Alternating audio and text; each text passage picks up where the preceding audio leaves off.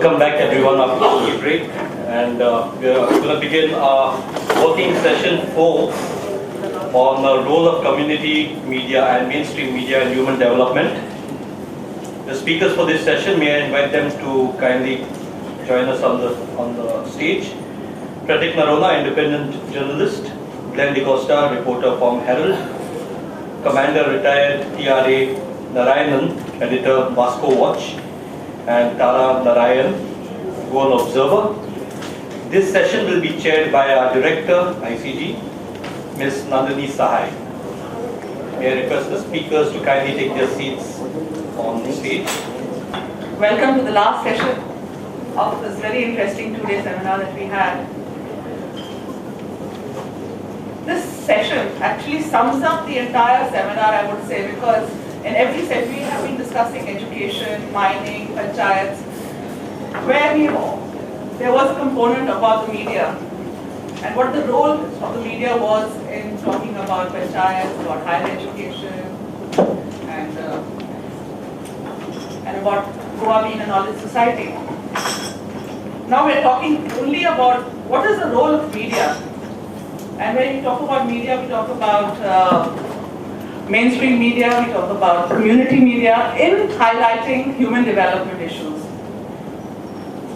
Well, I'll just say a few words and give it to my speakers over here. But I think I don't have to really emphasize what the role of the mainstream media in highlighting human development issues is. Because I think we all know that the mainstream media is totally controlled by commercial interests. I don't think it has the interest of the common man actually at heart. So it's left to the community media. But fortunately, I would say, even though Goa does not have a community media like community radio or community newspapers, I feel, because I've been now here for 5 years and I've been reading I think I read all the newspapers which come out here. I feel that the media in Goa actually plays a role of community media, because most of the news, if you read, starting from even from page 1, 2, 3, is very local.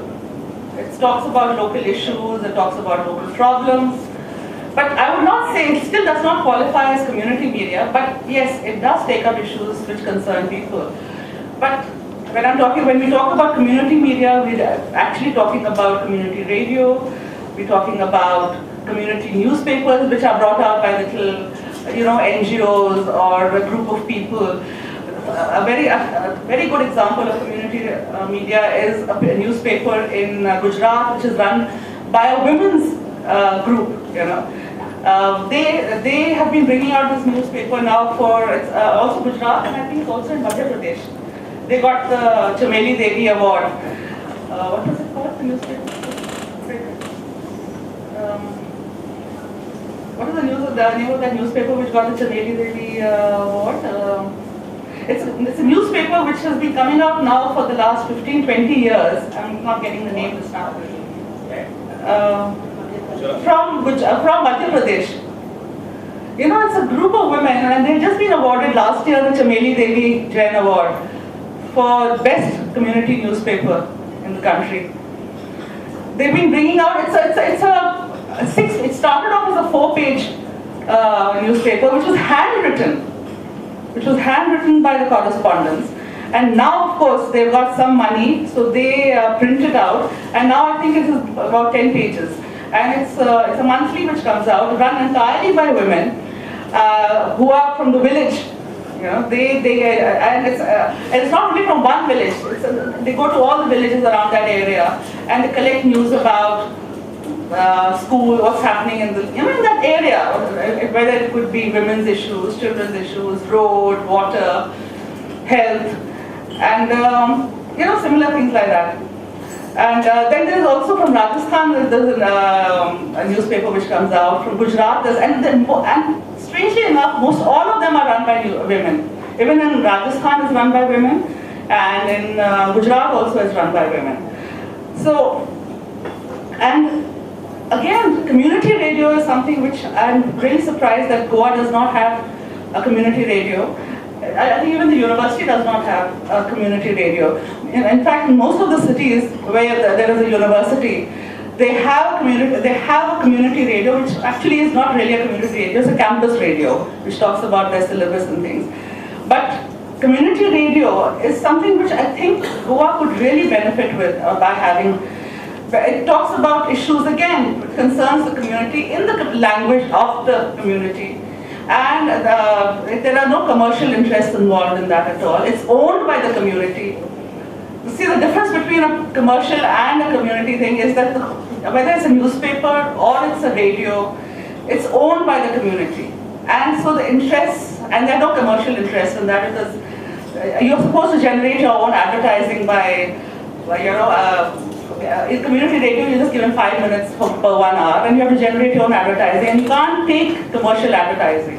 You have to sort of take advertising from the people over there in the community, whether it's their son getting married or something else, somebody's death or whatever. So those little ads, and you generate money with that. So it's a very, very, the feeling is very communal, and you know that it's for the interest of the people. So let's hear from my panel now what they have to say about what the role of a community radio or a community media or a mainstream media is in highlighting human development issues. I have a very interesting panel with me. In fact, we have Frederick Noronha. He's an independent journalist, and I don't think he really needs any introduction in Goa, because whoever's got internet and whoever's got a smartphone will has been spanned by him by one time or the other in the last, I think, 10 years, 20 years he's been on it. And honestly, I think if there is something, if there's anybody who talks about the community, talks about the problems, anything to do with Goa, it is Frederick, because he's right there telling you whatever is happening, whether it's politics or whether it is anything to do with art and culture, whether it's got to do anything with just about anything. So that's Frederick. Glenn Costa, he is a reporter from Herald. We have Commodore Commander Naran, he's editor. Now Vasco Watch, I would say, is like a community newspaper, but let him talk more about that. And Tara Narayan, she runs a very interesting magazine, which is Heart, Mind, Body and Body, Heart and Soul. Mind and Body, Heart and Soul. And yes, it's very interesting because it talks a lot about your, and it's very comprehensive actually when you're talking about health issues and anything to do with well-being, and so it's a unique magazine, and well, we'll ask her how she came about writing about it and bring out a magazine like that. So who would like to start with Frederick? Good morning. I've been in Goa for probably about 13 years. I spent 30 years in Bombay as a journalist for a couple of the tabloid newspapers there, the Midday, the Afternoon Dispatch in Korea, and the Daily. I did my training at the Times much earlier. And I find that after I got married to Rajan Narayan, who edited the Herald for many, many years. In fact, I'd say he's the founding editor of the Herald. And I always, when it comes to alternate media, I mean, be my husband's wife, but I'm also his very ardent admirer. And I wish he could have come here today. And but he's a more difficult person than I am. I'm more friendly. I'm a much friendlier person, whereas he's a much more difficult person. So when he started the Goan Observer, he was very upfront, and he said, "Come on, I've had enough of the Herald attitudes. Let us see if I can do this on my own." And I'm happy to say that the Goan Observer, which is a small paper, very local, and it has both the pulse and the heart of Goa at its fingertips. It's also, I would like to say, the only opposition paper in Goa. But I won't go into how an uphill task it is to keep it alive. I find that in every state in India today, there are small papers like that. But where are the supporters? It seems that everybody wants to chase the material dream. And that's what we were talking about earlier in the various panels. We chase the material dream at the expense of our, what I call software.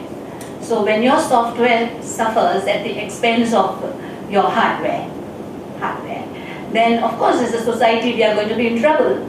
And then somewhere along the way I told my husband, look, I'm fed up of politics, I'm sick and tired of reading the newspapers, and I don't want to see this phase 3 photographs day in and day out. And he says, what do you want to do? And I said, okay, let us have something to support the Goan Observer to stay alive. I'm going to start this health magazine. I'm going to call it Mind and Body, Heart and Soul, because I found that everybody who comes to Goa to, you know, maja karo and drink. And Indian boys, I used to see them beer bottles rolling along the beaches and dropping the bottles on the beach. So it was a very ugly scene, and now they say that it is the ugly Indians garbage which is killing the environment, which is not far from the truth. You see, in the process of becoming a material society, we forget that we forget our air, earth and water, which are so primary to us. And if we don't take care of these things, then in the end of the day, what are we going to eat? And very primary. I mean, these are things one should not remind ourselves, but it shows how far we have come from primary to tertiary and quarterly and etc. etc. So my magazine Mind and Body was to focus on health, because especially in Goa, because it's a wealthy society, its lifestyle is very flashy. Everyone has money, everyone has property, landed property, and they live the good life. And then they forget that what we suffer from is also what we eat. And then I noticed that from an agrarian society, we have become a very urban industrial society, and that is the dream. And now with Mr. Modi coming into power, I'm sure the Nehruvian ideology is, we've come to the end of that era, and so we will have the RSS ideology coming in. We don't know whether it's how good or how bad it is going to be for us, but let us wish it all the best, because don't forget that the RSS cadres are very large indeed, and they have been there in the field for so many years. What Nehru's ideology couldn't redress is what the RSS did redress to the masses who are non-English speaking. They were their only hope. So you have this huge RSS army, which I'm sure has its own thoughts. And maybe somewhere between the two, our own perceptions will change, and hopefully our attitudes too. Now, I've got a very scattered mind, so I'm going to quickly come to this fact that is bothering me a lot, is that I start with my maid. She came and told me that, look, I wanted my husband to get a job, and I went to a minister, his son, and said, Saab, please get him a job as a driver in the government. And he says, how much can you pay me? So she says, I don't have the 2 lakh rupees to pay for my husband to get a job. And then she says, and then next she says, do you think you can get me a job in the GMC? Now I must tell you that we media people are always at the receiving end of all these favors from the various service classes who come to us with their hopes, you know, trying to improve their own quality of life. And one entertains them because we know that they are coming from a place where they should not be after so many years of independence. So then my mates told me this whole saga, and she said that, I told her, and I said that it is an attitude, and I have this constant fight with her, where she, you know, this, in Goa, everybody wants a government job. Almost anybody you ask them, they want a government job. Why do they want a government job? Because they have paid for the government job, and the perception is that once you join a government job and you are the minister's person, oh, it's like you're insured for the rest of your life, security, you don't need to work, you can come and go as you please, you can do your job in any which way you wish. This is a perception of work. If nobody paid me, I would still work. That's where I'm coming from. But this general perception that attitude, work ethics I call it, I come across it constantly in Goa. It was not there in Bombay, but in Goa I come across this. Even in my office, I find that in the 3 years, almost now, in bringing out mind and body, heart and soul, I find that I'm reduced to spoon feeding everybody. If I don't spoon feed my staff, they are quite happy to wait till I spoon feed them. So then I find that where are the ideas? I have spent many years coming up with ideas, not just coming up with ideas, but also executing them. Any subject, I can sit down and write something about it, right? But I find that now in the media we are being reduced to becoming slaves of the PR companies. In the beginning it was advertising, now it is also PR companies. Because these PR people, the various clients, money clients, hire PR agencies, and they will say, okay, the PR girls I find and boys write much better than my own staff members in the office. So how am I supposed to feel, right? So I'm dealing with a educated class, but I find that I'm reduced to things like, small things, the attention to it. It is not important, it is actually attitude. I find that the education is there, but the attitude is not there. So it's like, I can say 20 times that in a photograph, the caption, I was taught that if you can recognize the people in the photograph, you owe it to the people to mention their names. If you don't know their names, find out. Call up, find out what the name is. If you can't find it, then don't use that photograph. Because there are general pictures and there are specific pictures. This is just an example. I find that I can never make anybody understand the importance of a caption to a photograph. And so on it goes. Then it brings me back to the same thing, attitude.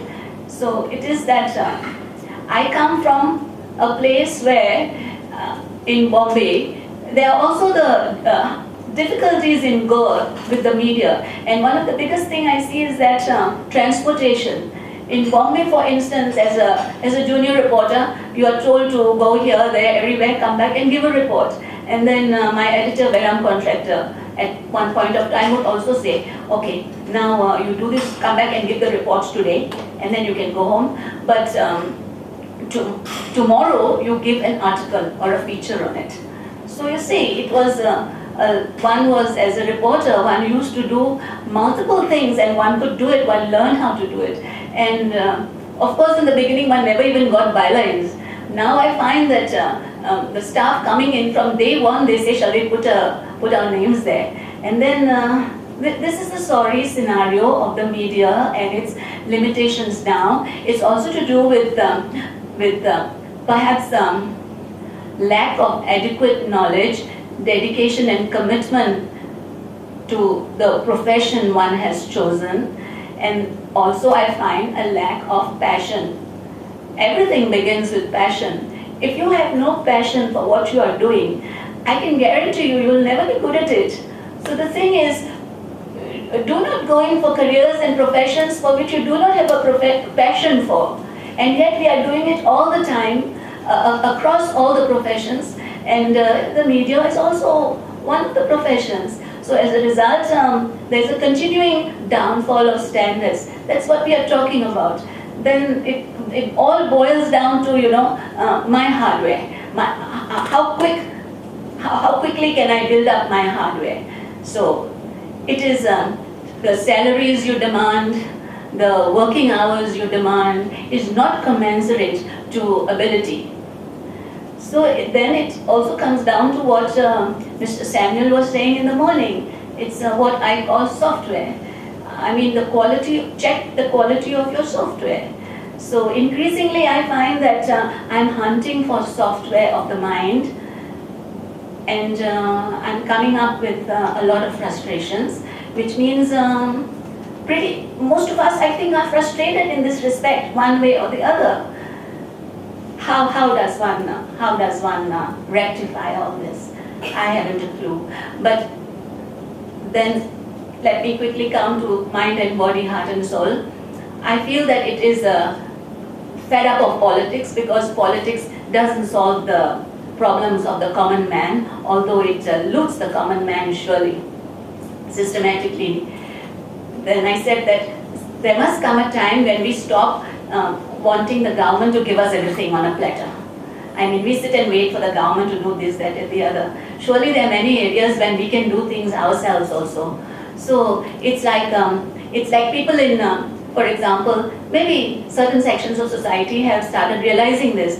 It's like my friend David Gower. He's an organic farmer, and he found that one day he's one of the foreign residents in Goa, and he loves Goa. He's settled down here, and he does an organic business for which he's got a license. And one day he was out collecting his garbage, and he saw that a lot of people used to put their garbage in plastic bags and knot it so hard and come and dump it at some time when nobody is looking at them. When you have cars, it's very easy to do that. So not only does he deal with his own garbage, he goes and picks up all the garbage which has been flung around by other people, and a snake bit him. It was a Russell Swiper. And from then on, it was a nightmarish story, because they rushed him to they called 108, and then they rushed him to the Mapusa hospital, and they didn't have the anti-venom serum. They didn't have enough of it, and then they rushed him from there to the GMC, and then GMC, they looked and said, oh, foreigners. And they didn't get the attention which they should have got for a case like this. And then that's when actually they called up my husband Rajan, and Rajan went and helped them out. And that's when they were attended. So it again boils down to attitude. Whose attitude? The attitude of the educated classes, the attitude of the privileged classes. How can we grow in human perspectives? How can we grow in our mental software if our attitudes do not change vis-a-vis labor, vis-a-vis work ethics, vis-a-vis how being quick with our reflexes. If something doesn't work, there has to be something. Vis-a-vis coming up with ideas to solve a problem. I think it's attitude.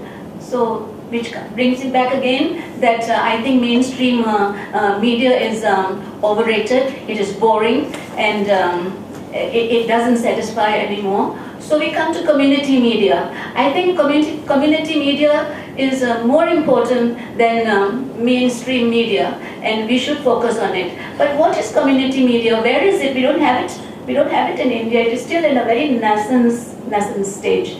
So this is what media, I think, has to build up. Even in Goa, it's like what Mr. Samuel was saying, that it's not education which makes for a knowledge society. Knowledge is far more than education, higher education, technology, etc., etc. We know that. So community media means you are dwelling on things like, I made a list on things like health, education, waste management, environment concerns, and contributions of local people. There are so many ordinary local people out there who are doing such sterling work, and I don't read about them in the papers. So I guess community media can redress this, and increasingly I find that because of the joint family going out of our lives, we are becoming very lonely people as we grow older and older.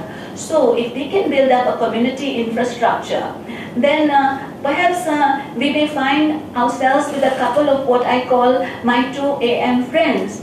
People whom you can depend on anytime you call on them, who will help you in various ways, in socially, financially, whatever your needs are. It goes beyond what you call snobbishness, beyond the class barriers which we suffer from. I also find Goa very insular, apart from not having the infrastructure it is supposed to have. So it all comes down to, yes, we need to change the way in which we think. That is very important. Forget about the hardware, concentrate on the software. Thank you. Thank you, Tara. That was interesting. I know you talked about attitude. I think your magazine plays a very important role as a community magazine because it talks about health. And We all know that we have some of the highest incidence of breast cancer, colon cancer. These cancers have been, you know, a high in Goa. And I think your magazine has highlighted this and talked about how to take care of, you know, how to preventive measures in for breast cancer and colon cancer. So I think it does kind of play a community role also. And of course, we really need more magazines like yours and others. So I think we should now have one mainstream media. Sorry. I'm Glenn. I've been I think probably my first job was in something like a community paper. I was working for a fortnightly messenger, Goa Messenger. After that, I've been in mainstream for the past more than 10, 15, 12 years, almost 15 years. Right now, I'm with the Herald. See, before I get into what mainstream media, what is the role of the mainstream media in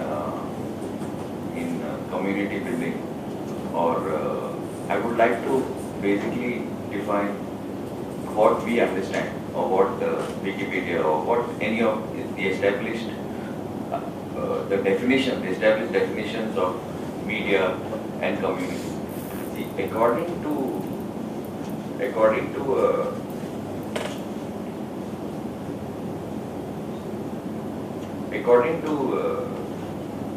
Wikipedia, a community is a group with common interests, and community building is enhancement of community along with individuals.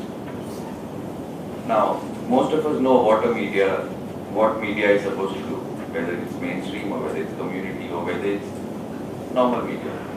Even if we don't actually know what are the actual definitions, we know what it is supposed to do, or we think we know what it is supposed to do. According to any established definitions, the media is supposed to inform, it's supposed to entertain, it's supposed to disseminate information which comes from the government. However, the role of the media goes much beyond these established definitions. And today, with internet and with globalization, it is more than what earlier used to be a community. Earlier, community used to be like your neighborhood, or somebody from your own, like they say a Goan community. If you break it up, Catholic community, Hindu community, Muslim community. But today, this community, it's become almost global. Goans are everywhere. They are in Goa. However, so we cannot really define what a community is based on the old definition. So the job of mainstream media becomes all the more important versus job of a community media. For example, now many of the issues that have been affecting the state, like mining. Mining is an issue which obviously is important to the people who are in the mining belt. For many years, like I'm sure Tara would agree, because she's been on that point, the mainstream media in Goa was not taking up such issues.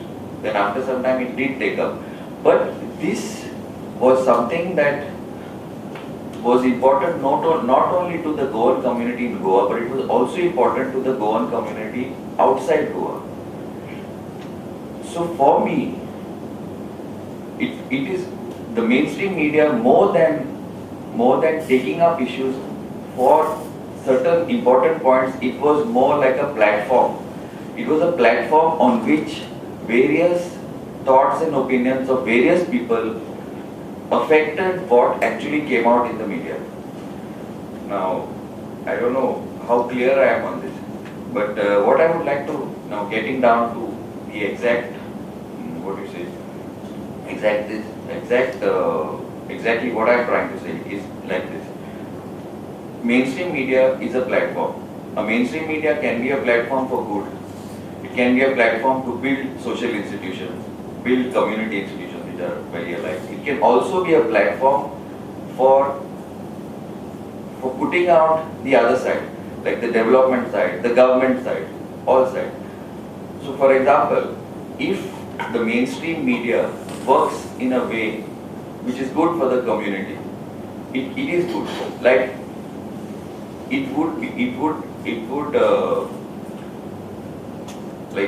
be able to point out the defects, what are happening. It would help strengthen our institutions, like supervisory institutions. It would help strengthen the government. It would help strengthen the supervisory bodies. Like an example I can give you is some issues that we have been taking up of the community. Now there was an attack, I think about a month back, on some 2 boys outside a park. Now, the mainstream media brought this attack up. Otherwise, the community would not have known what happened, because it happened at 5 o'clock in the morning. The family would have taken the boy to the hospital, and that would have been the end of it. But it was once the media got into it, then it came out that this happened, and then this person was involved, and this person was involved, and it happened.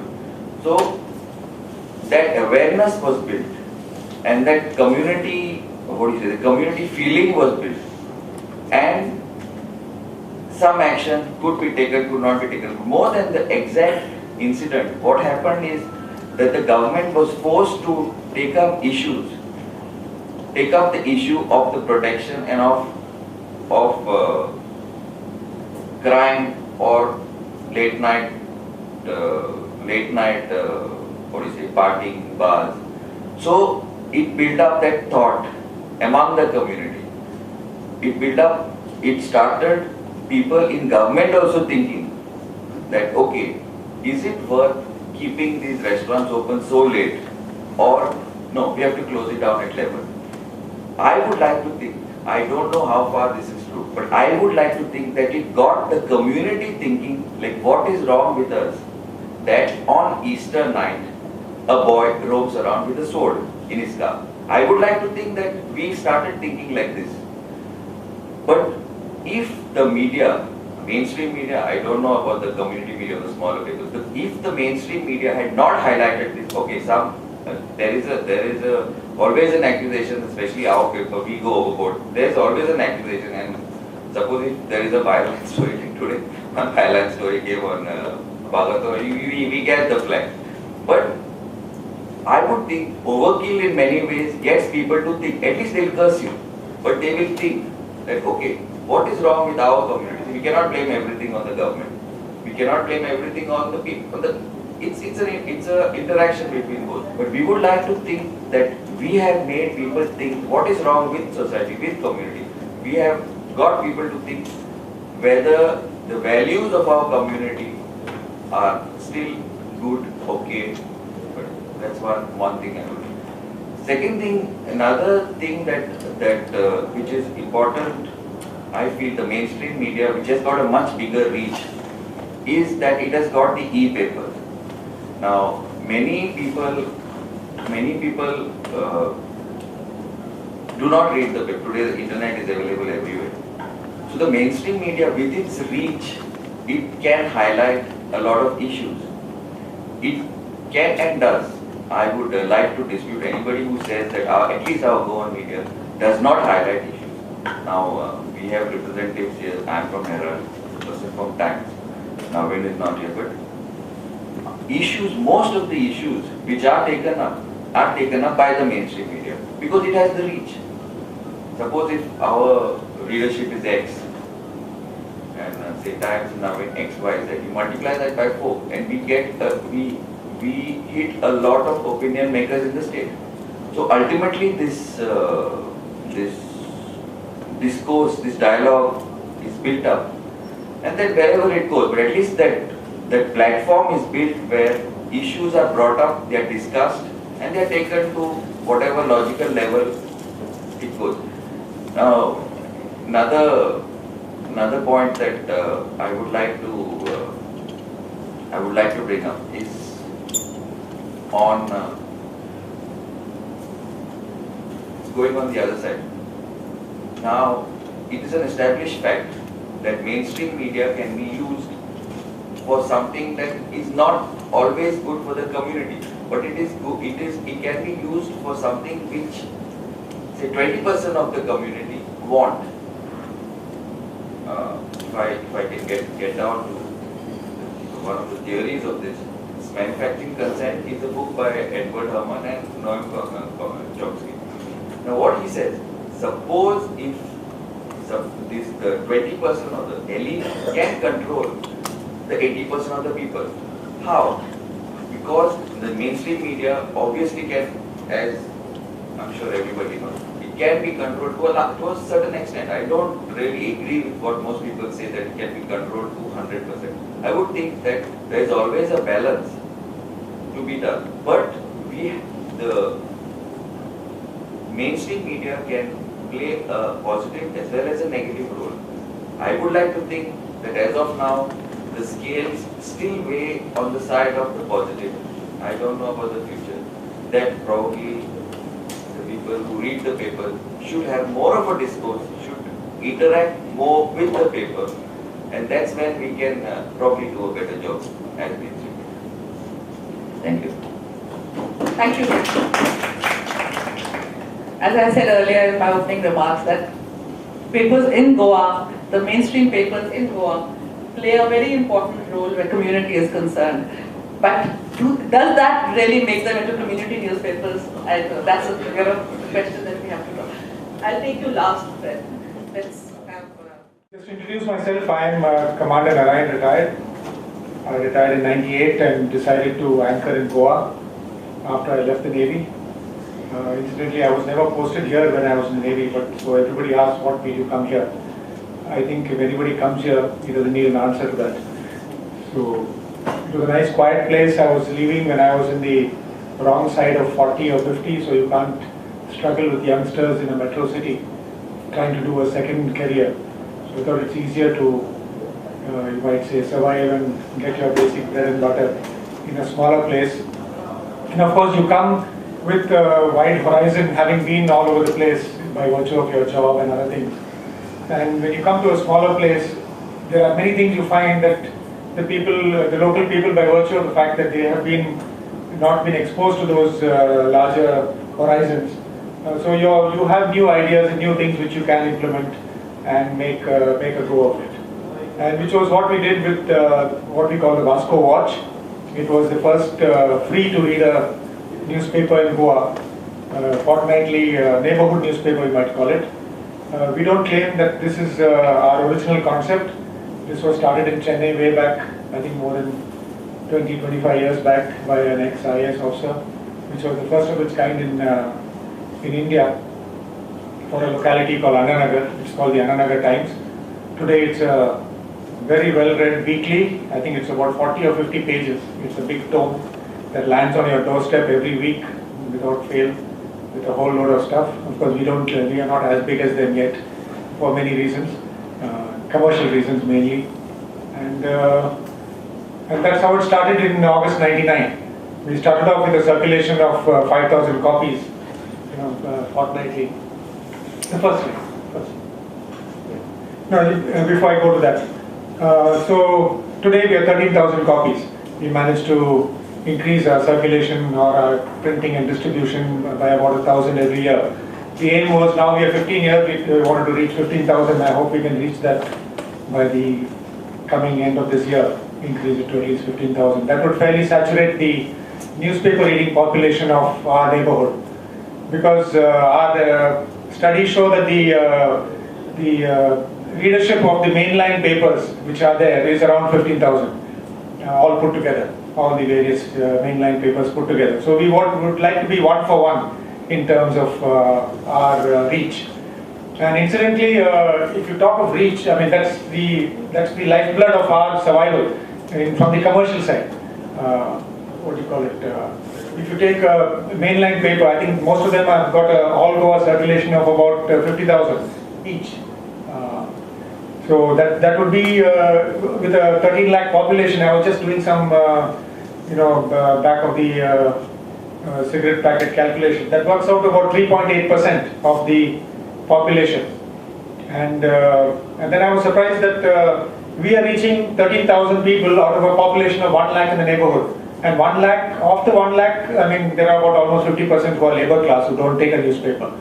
So, but that even if you take that population into account, we are reaching 13.7% of the neighborhood, which is a huge reach, you might say, locally, in terms of the reach. And which is one of the reasons why possibly we have survived commercially, which helps us to sustain. And as the chairperson said, Goa is peculiar in that it's a small state geographically, area-wise, as well as population-wise. So it's not like a big state where one district would be equal to Goa in terms of both population as well as area. So there's not a very big divide between community on the state level and maybe community at the local level that we are operating. But nevertheless, there is still a divide, or there is still a differentiation.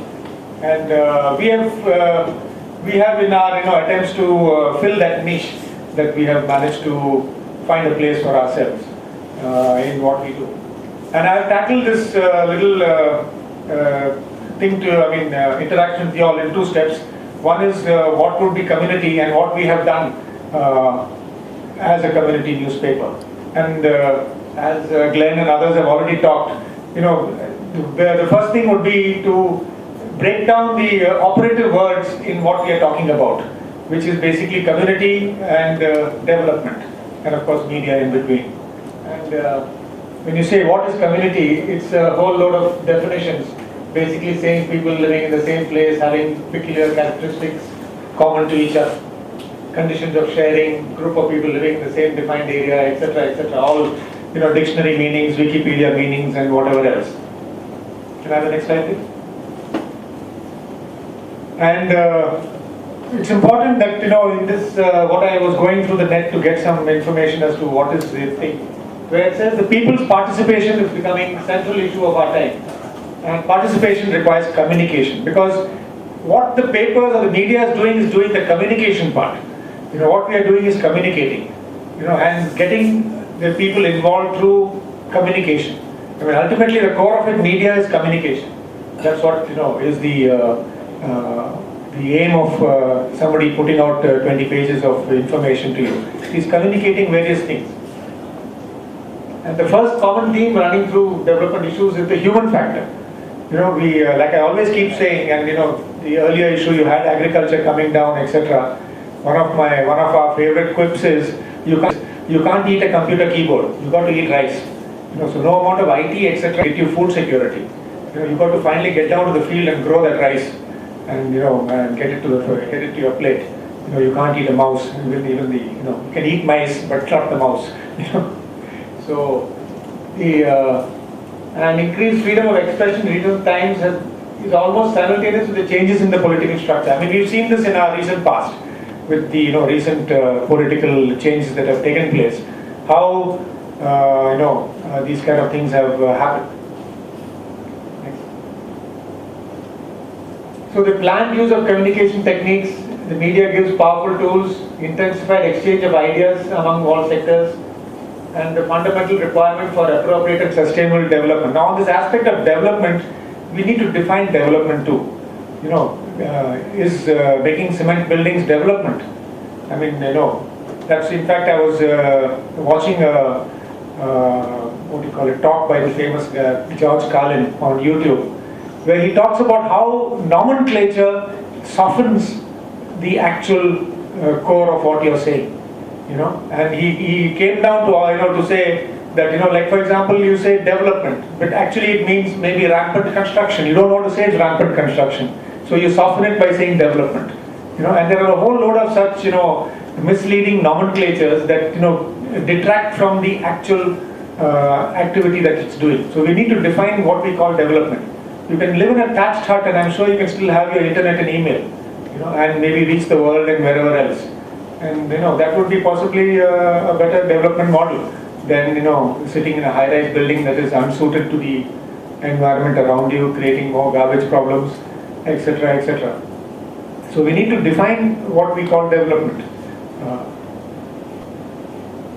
And more important is what the the media does, and both at the mainstream level and the community level, and which is creating a thinking and aware, informed, mature electorate.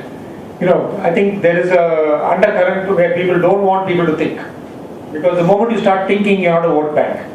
You can't be herded. So then, the moment you start thinking, that happens. So, and it is the role of media and other people to make you into a thinking, independent thinking electorate, because then the whole ball game changes.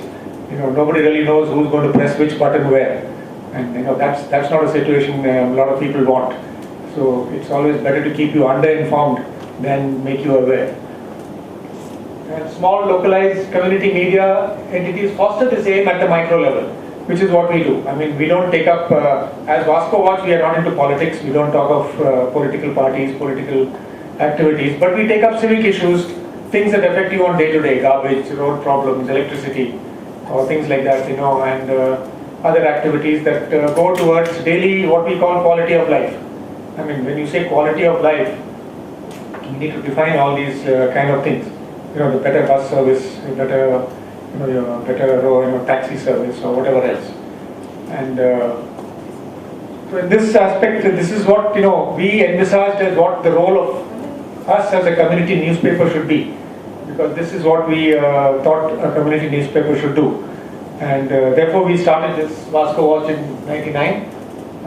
First, and it was a free to reader. See, what happens is when you're free to reader, you don't have to be subscribed to, because tomorrow even if I ask 25 paisa for my paper, I'm sure the readership will drop by 50%. People won't want it. But if they're getting it free, they'll read it. So it continues. I mean, like we managed to sustain, I would say, and I always say that we managed to survive for 15 years. I don't, every day is survival. So we keep looking from day to day.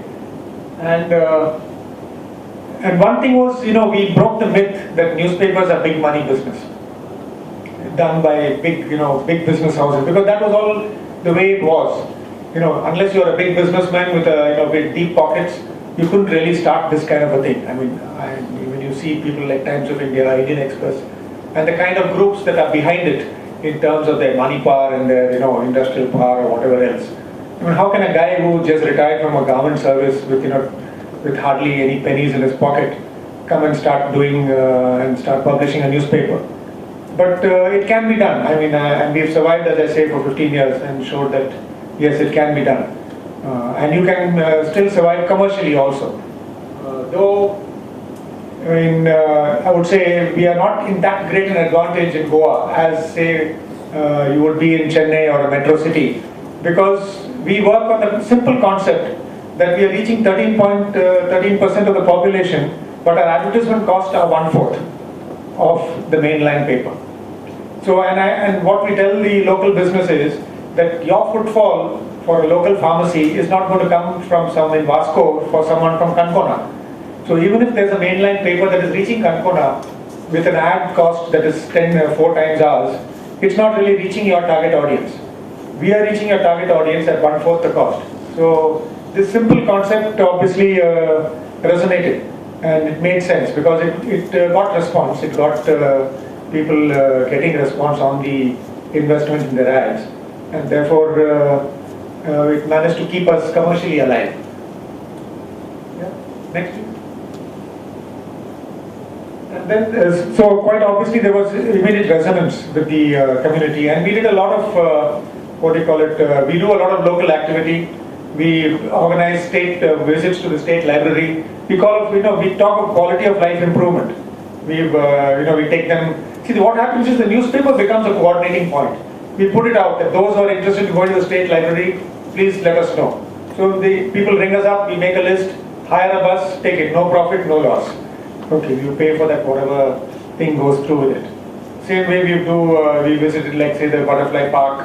We have every year, we have a junior reporters issue. We have the children of the neighborhood putting together an issue. Invariably it comes out around Children's Day.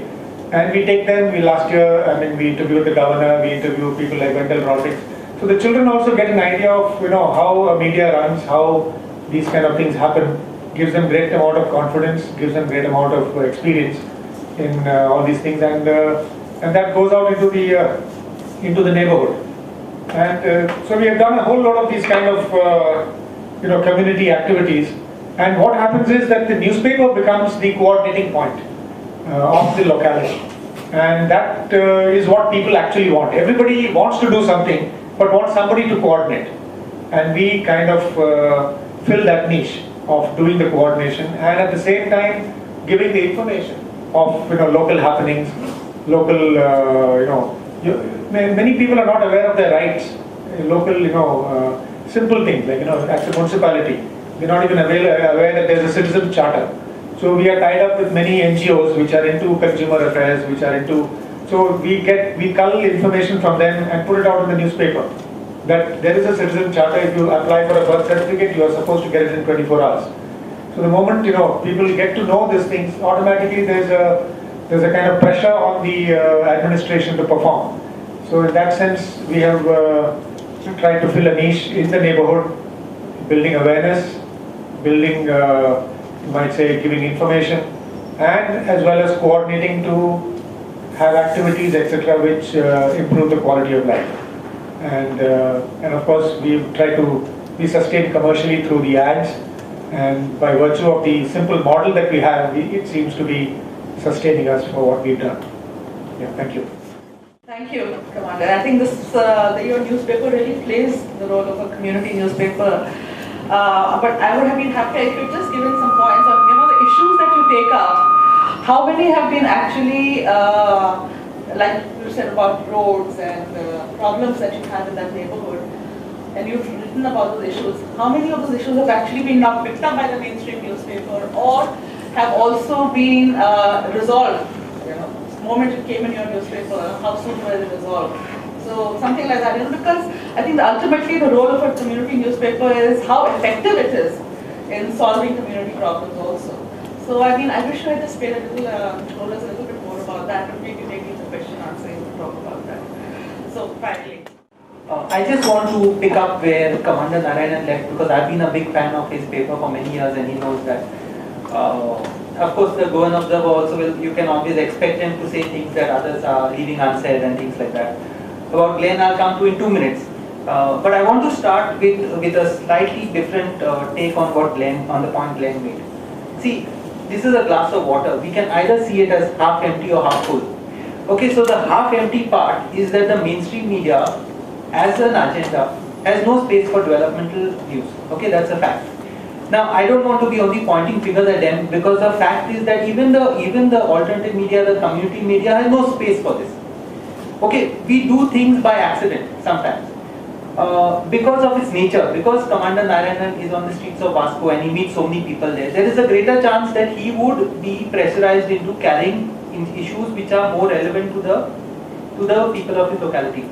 On the other hand, the half full side of the glass, it is true that the papers in Goa, in the last few years at least, in the last 10-15 years, as competition has grown, have become more and more representative of community issues and concerns. People like Glenn are constantly pushing the envelope, like, he'll write about mining.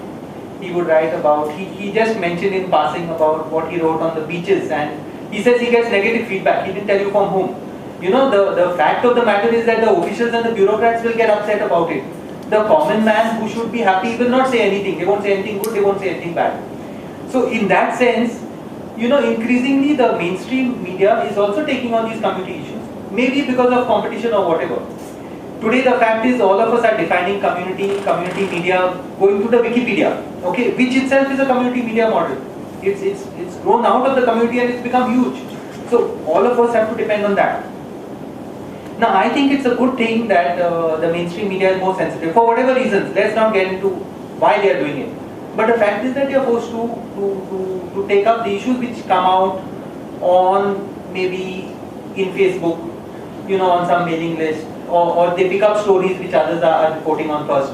So that is happening.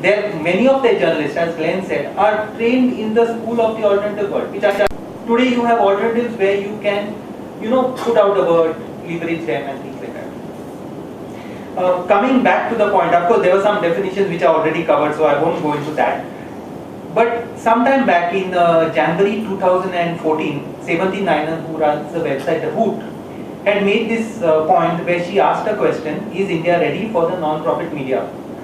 And I think it's very relevant to the debate today. Most of you would know Sevanti, everyone in this room I'm sure would have visited the Hoot, which is a media critique site, but if you all haven't, please have a look at it, thehoot.org. It's a very interesting site that looks at different aspects of the media. So she suggested that India is not ready for the non-profit media. She said that India has not developed a tradition of non-profit journalism. There is no viable option it is not seen as a viable option to the for-profit media business. The motivation and funding for it is not there. The enabling tax laws are not there. Endowments are not common. And she goes on giving her point of view. Now, my thing is that what the mind does not know, the eye does not see. So, if we are expecting the alternative media or the non-profit media to be a newspaper, to be a daily newspaper, to be a newspaper run on organized lines, then we are not going to find it there. There is no equivalent of the Tageszeitung like in Berlin, where they have this cooperatively run newspaper where everyone from peon to the editor gets almost a similar salary, and it's run on alternative lines. I think it's still there. Mr. From FES could give us, Mr. Dayal could give us some background about it. In India, we have nothing of the sort. But this is not to say that no experiments of this kind exist. This is not to say that just because the mainstream media is big, it has a bigger impact. On the contrary, some of the biggest, most, I would say, agenda-setting information comes from the alternative world. So there is a huge electoral victory in India till someone realizes online that the votes gained are 31%. And then it becomes part of the mainstream debate. And Times of India front pages it and it goes into the debate. So in that sense, I would say the alternative media is shaping the mainstream. I want to show just 4 or 5 quick slides without taking your time or without telling you on what is possible and what is happening in the mainstream world. So, there is something called one, yeah. So, DocuWallas is a website, Stalin, who is based in Goa also, for documentary filmmakers. Now, this is a boring website, and it's a boring mailing list, and it tells you about who wants to shoot which film and who wants what equipment and all. But the fact of the matter is, suddenly you realize that there is this huge community of documentary filmmakers which is doing immense work in the field of developmental issues, and they are all they are all viable on their own. Some of them maybe working on grants and competitions and all that, but many of them struggle and put together the money to create this alternative story of India. And my point is that for a country like India, with our developmental needs, it is shocking that we don't have half of our people looking at these issues. We need something like that. The next is your CR India mailing list. It started after a conference sometime in 2000 or 2001, where UNESCO held this huge conference in Hyderabad, and some of us felt that why dissipate all this energy that has built up. So we started a mailing list, and just by networking among the people who were interested, the campaign for it went on and on and on, and in 2007, the community radio laws were passed. So we hope that one day even International Center can think of its own community radio station here. So the next is your news rack. Sorry, yeah. These are all kinds of mailing lists. The next one is something called news rack. Okay, to explain it in very simple terms, everyone would have heard of Google Alerts. Now this is a Google Alert for India. There is a youngster called Subramaniam Shastri from Bangalore, who, using his computer skills, he managed to take the RSS feeds from all the websites which put out their news in real simple syndication format. And today, if you want, you can keep track on any issue related to, say, health, related to development, related to autism, related to any particular keyword appearing in the Indian newspapers. So while Google Alerts has a very global Western perspective, this has an Indian Desi perspective of what is being said about that particular issue. For instance, if you go to Vasco and you keep track of Vasco da Gama or whatever, you can, all the items coming in all the papers in India would be cached and kept for you. And it's free. There's just a little bit of coding you need to get your keywords in. You can talk to him. So it runs this way. So next is something called CG Net Suara. it is a much talked about experiment. It's even on TED Talks and things like that by a former BBC journalist called Shu Chaudhary. And what he does is that this is very development focused. See, because if we are talking about issues of the neglected, then we have to have special tools for them. So in many cases they cannot read or write any language. So he has a telephone service. They would ring up from the village to a free number and record their voice. Yeah. And then they would vet it, the editors would go through it, convert it into a voice file or a text file and put it out on their website. And these are issues affecting the poor, like I've not got my rations for so many months, whatever, in a particular area of Chhattisgarh.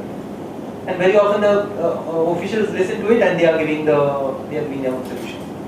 Then there are a whole lot of other initiatives. Yeah, you can go to that. Sorry.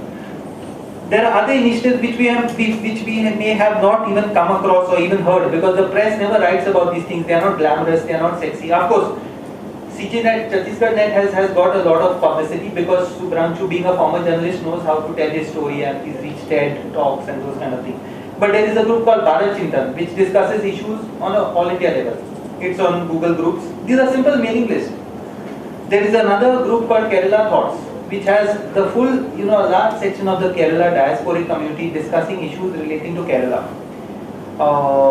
Another one called Andaman and Nicobar on Yahoo Groups. To set up a group is a 5-minute job, as all of you know. To run a group is not easy. It takes a lot of time. Okay, in Goa we have started some groups in '94. This year it completes 20th year of theirs, and run totally on non-profit lines, without actually without a paise in funding. Sometimes for academic reasons they take advertisements, but they hardly earn anything for that. Even without the ads they can survive. All based on volunteer power. I don't want to talk about that here because it has already been discussed and covered and written about. There are other websites like kapila.org, which is a blog, simple blog. Okay, very political, very kind of focused and taking a point of view forward. Infochangeindia.org, run out from Pune by Kutokshi Doctor, who is a former journalist of Times of India and all, very professionally run, focused on development. Some of these, I think about 2 out of all of these are based on the funded NGO model, which according to me is a bit problematic, because you have all kinds of dynamics, with due respect to Friedrich Ebert Stiftung and all, I mean, it's an NGO is a totally different thing in Germany, because it's state funded and the funds given by the state are from the taxpayer, and they come in proportion to the amount of votes you gain in the elections and all these complex kind of things. So you have a check and balance system there. But once you import that to India, then it becomes another kind of reality altogether, because you are far removed from the funder and there's no accountability. Recently, Wikipedia in Bangalore, they had such a huge controversy because they were trying to mix the NGO model with the volunteer model, and these two just don't fit. Volunteers are doing the work, and suddenly they realize there are people who are getting 1 lakh, 2 lakh salaries a month, which by Indian standards is huge, but by global NGO standards it's like your average. It's probably below poverty wages in the US also. So all these kind of dynamics are there. We need to find a model. We need to find out what works. I don't know. I don't have the answer. I just want to throw all this in front of you and suggest that it's wrong to say that it's not there. Thank you. So from community media we come to the global community media, and that's how it goes. So I'm not going to say anything much and leave the floor open now for questions. People are not feeling they are part of media, so what can be done to make the people participate in the media? I think it is in the interest of newspapers to reinvent themselves and make themselves more relevant to the common man. We are not relevant to the young. Forget about mainstream and community, everyone. We are not relevant to the young. Even if it is community, we are run by 50-year-old pluses. So there's a huge gap between how we see the world and how they see the world. The other thing is that since newspapers have got so ad-driven, I don't know how Commander Narayanan solves this dilemma. This is mostly a dilemma for the big media, but also you're also ad-based. how do you make yourself relevant to the reader? Today newspapers don't care at all for what the readers, with due respect, I'm not pointing fingers, this is true to everyone. They don't care what the newspaper reader feels, because that 1, 2 rupees, 3 rupees which you're paying them is a small percentage of their total cost, which is 11, 12, 14, 15 rupees, 25 with the advertiser base. So these problems are there for all of us. I don't quite agree with Rico on this. I'll tell you why. Because if the reader does not buy your paper, nobody is going to advertise with you. This you can see in English, we have 4 papers I think. So the paper which does not sell, there is one paper I would not like to name it, but that has got no ads.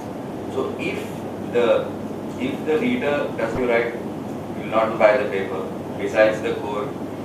And also, I don't know, see, if you want to get into the newspaper, you need to follow certain rules. Now, for example, if you have an issue, say from where are you, David? Mala.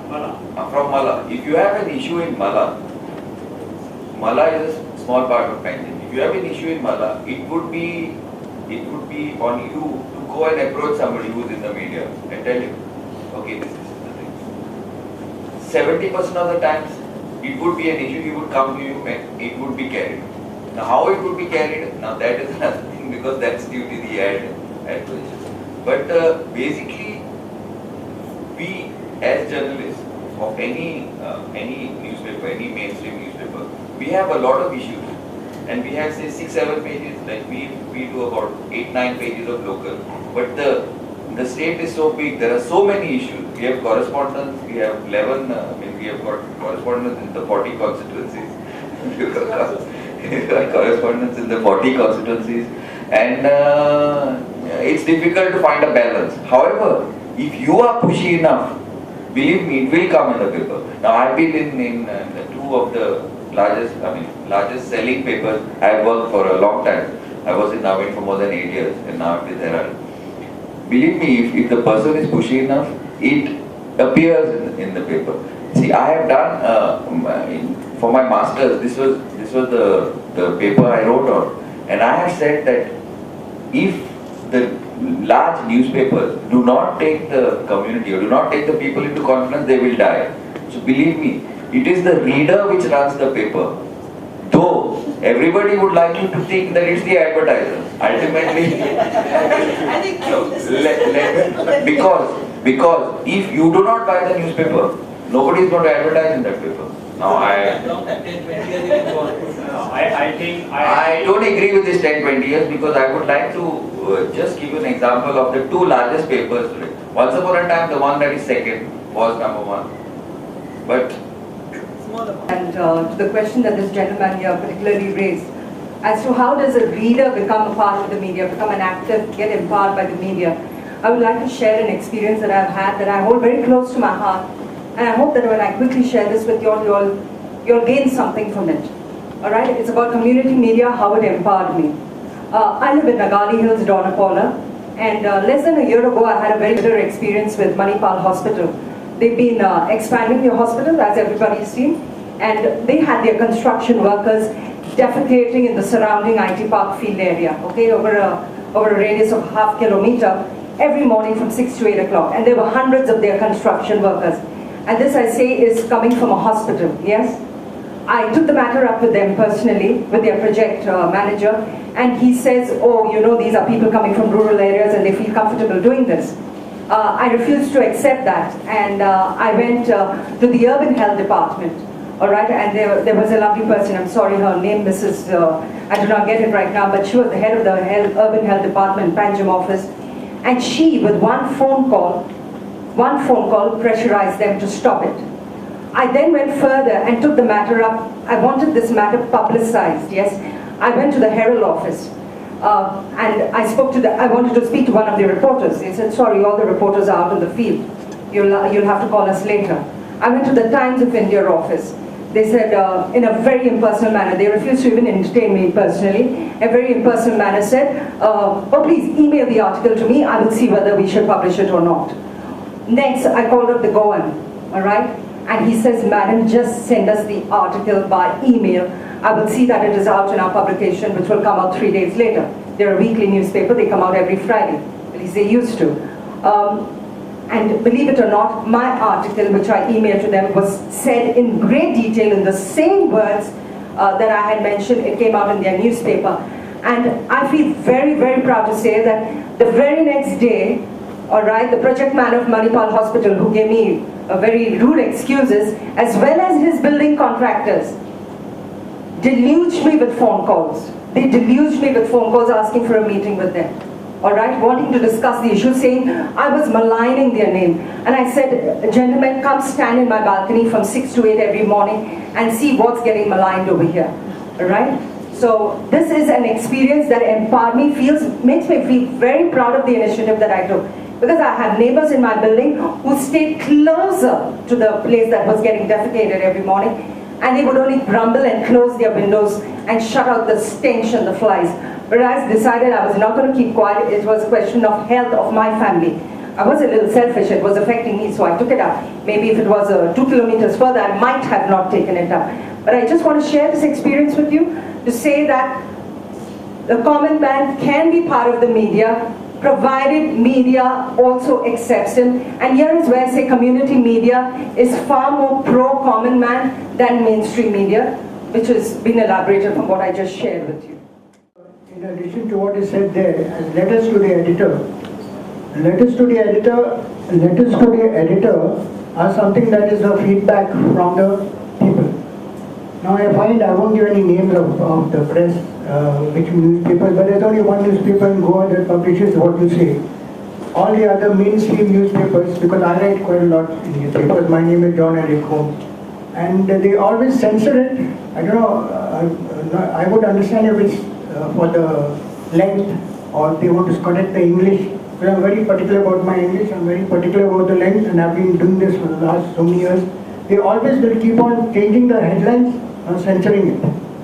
Now I don't know why this should be done. And second thing is, there's no follow-up. If they give some news, it will be sensationalized headlines. And if they are interested in things being done, why not follow up? There's no follow-up. On this point unfortunately, there is still a feeling that of the common man on the ground. I mean, because we see it when we ask them to write letters to the editor. They say, yes, we'll give you the detail, but don't put our name. Because the lumpen element fear that, that the guys whom you are pointing a finger at will come at you with brickbats or break your windows or break your car or, do something to you. That fear is still there. And the common man feels that, see what happens in mainstream media, even at the community media level, we are targetable to a very large extent because we are a small non-entity in terms of our muscle power, our money power, or our position in the industry or whatever. Whereas a mainstream media is amorphous. I mean, if one big newspaper comes out with something, whom do you point a finger at besides the editor? And quite obviously, the editor has got his fingers on the political bosses or wherever. So the man on the ground still has that fear of pointing fingers at the rich and powerful or the big industrialist, and he feels that if I do it, I'll face some adverse effects and I'll be targeted. Which is why I always tell people, come as a group, don't come as an individual. The moment you're a group, it becomes you're more amorphous in your thing. Difficult to target everybody in the group. If say the whole building comes up, then the whole building can't be targeted. Whereas if she as an individual comes up, it becomes easier to target her and intimidate her or something of that sort. Defamation suit and because they've got deep pockets. They'll file a case in Guwahati or somewhere because the system says that I can file a case anywhere and she's going to be running up and down from here to Assam and back. Okay. So these are problems you find at the ground level for people coming up with with their objections. Some years back, all those roadside shops, we call them Kokni Gadan, they were removed from Tempe College. They were selling drugs, spoiling students. Okay,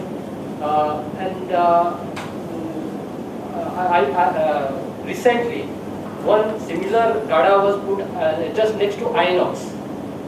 Okay, maybe 3-4 months back. And municipality, corporation removed it.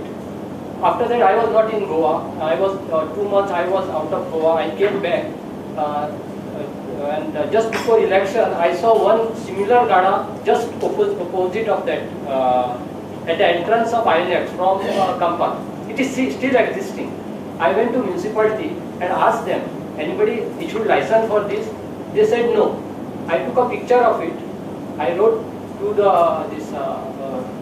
and when I was giving it, somebody told me in the municipality, don't put your name, you put some other name.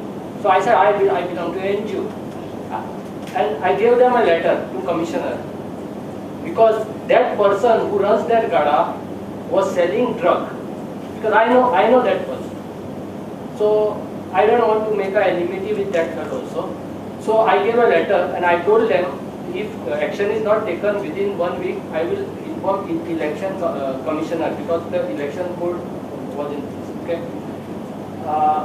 No action is taken on that. I went to Naveen Times, and one lady was there. She was very kind to me, and she said, yes, very serious. I told her that I have seen one of my students smoking there, and I felt very bad.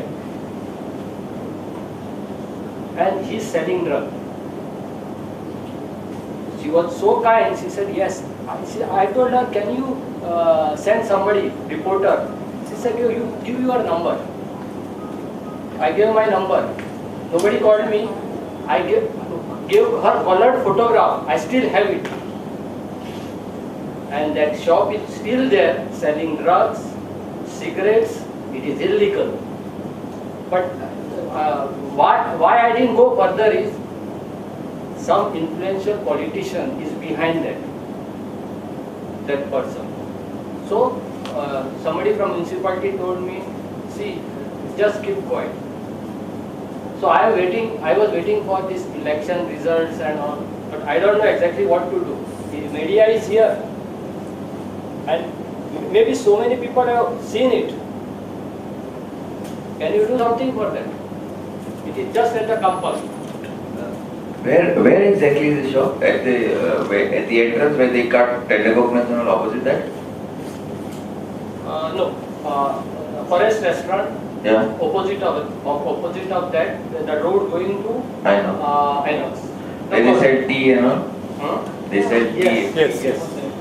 So you know that they sell drugs there. Now see, I am not taking drugs, but that fellow. But I never. See, good one. My mistake. No, you are making an accusation, so that's why I am asking you. First of all, this is what I didn't come to you just because you will ask me same question. First of all, this shop is illegal. Now what he says, I don't know, because for my this thing, I don't go and drink tea there or have a cigarette.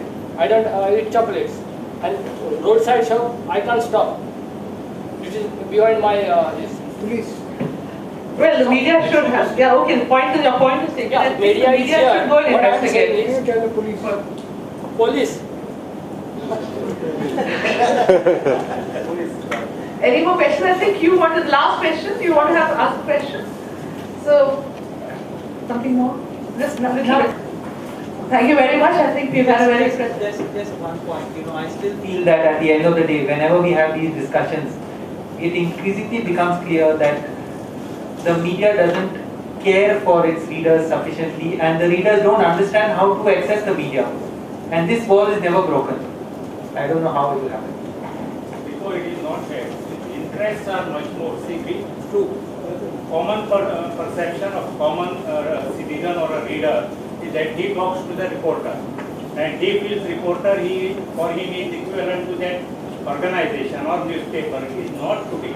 That reporter is a small cog in the whole wheel. He goes and gives the best of his ability he may give. But the major interest is here the hospital interest of advertisement base that comes in between, or a politician behind that hospital comes in between. Then the reporter is just sideline. I don't want to make it sound just simple that you know. Not simple, Yeah. but it is a. But today with so much media around, we have to learn to navigate one and play one against the other. I agree with you. But also, I think we have forgotten there's a very important question of media ownership. We should know who owns which newspaper and what interests the owner has. So that accordingly, you know, one of the main reasons why issues are not picked up is because of this. No, just one last point. Since many people know this, Saina, my colleague in Hindu. There's a general consensus behind this whole thing that the mainstream media does not really talk about human development issues, and they should really, well, for commercial reasons, whatever reasons. And we really need more community media now in Goa. But Goa, I think, the kind of, you know, the nature of the state that it is, we have 98% literacy, and it's not a village, it's totally urbanized. I think we can, I mean, the mainstream papers can play the role of community media in a more definitive manner. You know, they can talk about it, talk about issues which really matter and take it to a conclusion. Actually, the whole thing is, you know, you write and there are no follow-ups. One really wants to know what happens.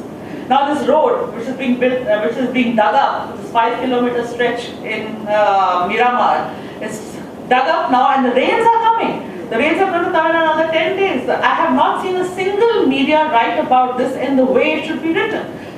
What's going to happen to the road? The whole road is going to get flooded with mud and sludge, which is lying on the side. And I think it's a very big issue. And the look is, I mean, it's not true. And I read somewhere just 3 days back, I read that the government has issued orders that all roads which have been dug up should be closed by 1st of June. I don't see that huge stretch being closed in a week's time. I mean, you'll have to employ, I don't even think if you employ 5,000 people, you can do that. So what is, I think that's where the role of the media comes in a big way, you know, where you take up issues like that and take it to a logical conclusion. Some, you know, so people feel, okay, you know, our causes are being held, our causes are being fought by the media, and something is happening. Otherwise, what happens is every day in the morning, you know, you just read and you get so depressed by the news that you see and read, and then you know that nothing is going to happen.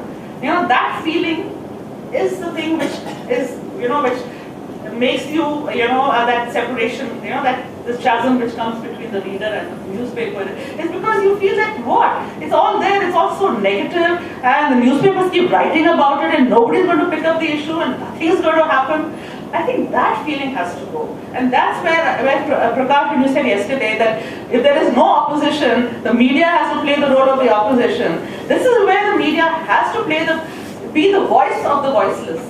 And that's why whether it could be the mainstream media or it could be the grassroots media, media is media. Media is a via media between people and the policy makers. And it has to be the voice of the voiceless, I feel. And I don't see a divide in Goa, at least, between the mainstream and the grassroots. Every newspaper picks up issues, but they don't take it to a logical conclusion. They just write, and most of them are handouts. It's so sad. Most of the things which you see in the newspaper are verbatim in one newspaper, and the next newspaper, and the third newspaper, and the fourth newspaper. With the same spelling mistakes, the same headlines, with everything, you know. There is not a single comma which has changed in those press releases. Press note, I know that. So I've been in that field, so I know that is press note, but that is not the way it should be. Yeah, so in that, I mean, I just hope, I hope for a ray of light, and I hope this seminar, in some way with so many media people around here, I hope they take note of this and do follow-ups, take it to a logical conclusion, and make sure that, you know, there is optimism. And everything negative is not always news. You know, there should be things which have, you've written about something and action has been taken about that, I think you should write. That gives hope to the readers. You know, that, okay, there's something which happened, we wrote about this, and, you know, this was the action which was taken. I think Navin has started that. Yesterday I saw that there's a photograph of some nala which was being cleaned. They said, you know, this was the reaction to our news, and there was some nala they wrote about which was clogged, and then that is being cleaned. So just like that, little tidbits every day, that this just gives hope to the reader. So on that optimistic note, I would like to end the session. I think it was very nice. Thank you very much, Frederick, Claire, Commander Narayan, and Sarah. Thank you very much, and thank you very much.